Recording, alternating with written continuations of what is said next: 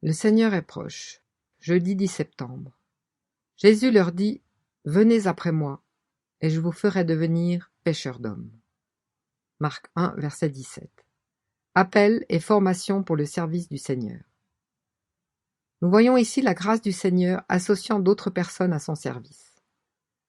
Jésus néglige les prêtres officiels, les scribes savants et les pharisiens religieux, et il prend d'humbles pêcheurs.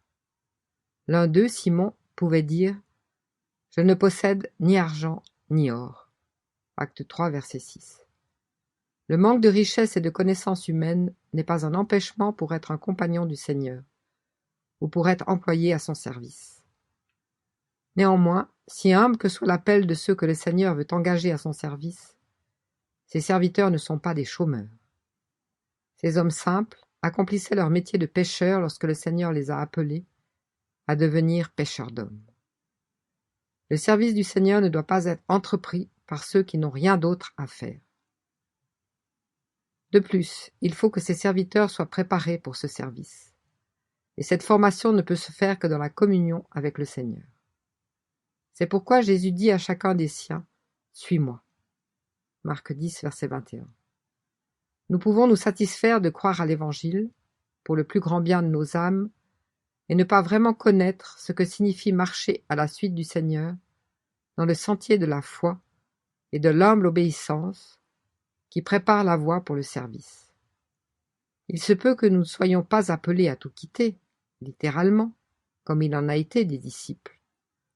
Mais nous ne pouvons véritablement être au service du Seigneur sans qu'il devienne le but prioritaire de notre vie.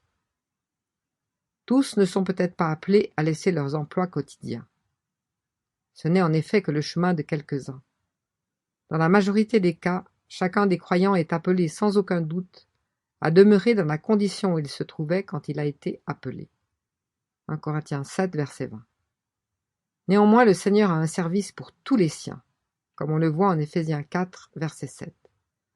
Mais à chacun de nous, la grâce a été donnée selon la mesure du don de Christ. Ce service impliquera le renoncement à bien des choses qui nous embarrasseraient dans les affaires de cette vie.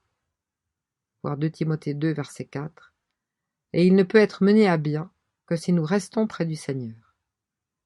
De la part de ses disciples, la réponse à l'appel du Seigneur a été immédiate. Aussitôt, ils laissèrent leur filet et le suivirent. Marc 1, verset 18.